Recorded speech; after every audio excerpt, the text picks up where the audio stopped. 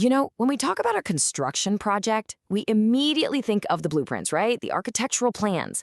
But there's another blueprint, one that's arguably even more important, that has to come first. It's the blueprint for the project itself. That's the project scope. And honestly, getting it right is the foundation for everything else that follows. So, in this explainer, we're going to walk through the 5 crucial steps to creating that blueprint. We'll kick things off with the most basic question of all. What are we actually building? From there, we'll look at how to make it official, how to guard the project's boundaries from those costly little changes, how to structure the work so it all makes sense, and finally, how to assign every single piece of the action to the right people. All right, let's dive in.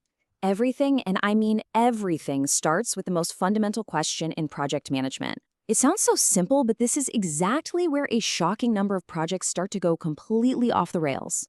This question right here, this is the whole game. It's the very heart of project scope. Answering it with crystal clarity is what separates a project that runs like a well-oiled machine from one that just collapses under the weight of confusion. And let me tell you, that second part, what aren't we building, is every bit as critical as the first. Okay, let me paint a picture for you. Imagine you're working on a new university building, and the client says they want a small auditorium. Simple enough, right? But what does small even mean? If your team designs and plans for 100 seats, but the client was picturing 400, well, that's not a small misunderstanding. That's a catastrophe.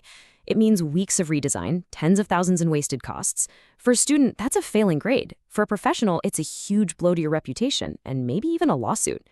It just perfectly shows how dangerous one tiny assumption can be. So with that in mind, let's get a formal definition on the table. Project scope isn't just a stack of papers. It is the blueprint of understanding. Its whole purpose is to get the client, the contractor, and every single person involved perfectly aligned on what's in, what's out, and the quality we're all aiming for. When the scope is this clear, there are no nasty surprises.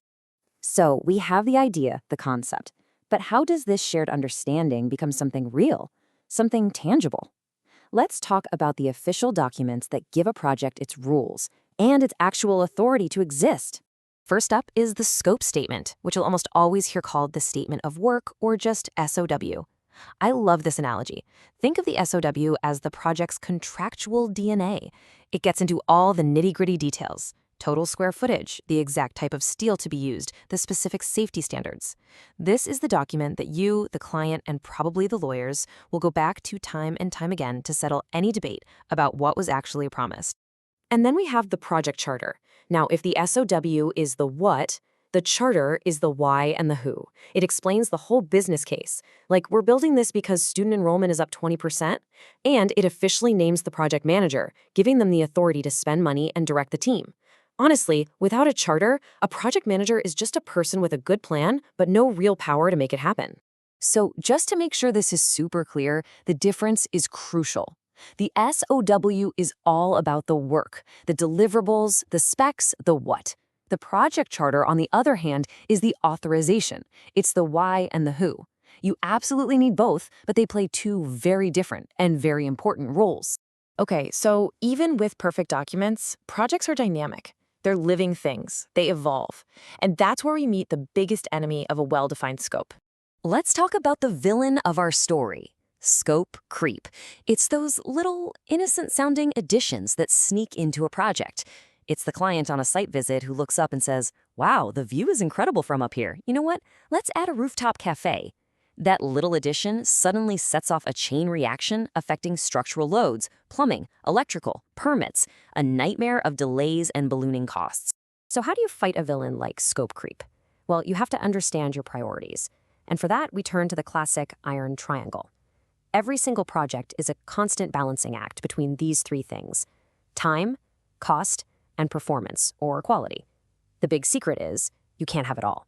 You can't maximize all 3. Pushing on one will always affect the others. And here's where we can get really strategic and make that balancing act explicit. We use a project priority matrix. We sit down with the client and classify each factor. So for our university project, the fall semester absolutely has to start on time. That means time is constrained. It's non-negotiable. The client would love better audiovisual equipment, if possible, so performance can be enhanced. And they can handle a slightly higher budget if needed, which means cost is the one we can accept changes on. Having this clarity from day one is your North Star for making every tough decision later on. Okay, So, we've defined what we're building and we've set up guards at the boundaries. The next logical step is, how in the world do we organize all this work into a plan we can actually follow? This is where one of the most powerful tools in all of project management comes into play, the Work Breakdown Structure, or WBS. If the project scope is the blueprint for the building, then the WBS is the blueprint for the work itself. It's a genius way of taking a massive, overwhelming project and breaking it down into smaller, more manageable pieces. And you can see how it works right here. It's really just a logical process. You start at the very top with the entire project. Then you break that down into the major chunks like foundation, superstructure, roofing. Then you take each of those and break them down again. So foundation becomes excavation, formwork, reinforcement. And you keep going down until you have the smallest possible tasks at the very bottom. The whole point of this entire exercise is to arrive at what we call work packages. These are the atoms of your project plan. A work package is the smallest piece of work that you can hand to a team, give a specific budget, put on the schedule, and most importantly, clearly measure when it's complete. This is really where the high-level plan meets the on-the-ground action. We've now got the work broken down into these beautiful, actionable steps. But a plan is just a piece of paper without people to actually do the work. So this final step is all about connecting the what to the who. For that, we use something called the Organizational Breakdown Structure, or OBS. It's designed to be a mirror image of the WBS, but instead of listing tasks, it shows the people or the departments responsible for those tasks. So, the structural engineering department is mapped to the foundation work packages, the HVAC team is mapped to the climate control packages, and so on. It's a people chart that lines up perfectly with the work chart. And when you bring the WBS and the OBS together, something incredible happens. You create what's called a responsibility assignment matrix. The final piece of the puzzle that ties this all together is the WBS coding system. Each little work package gets its own unique number. And this code becomes a universal language for the entire project. So when someone flags an issue with item 1.1.1, the accountant, the site foreman, and the project manager all know instantly, without any confusion, that they're talking about the foundation excavation. It's simple, but it's brilliant. So, to bring this all home, what's the big takeaway?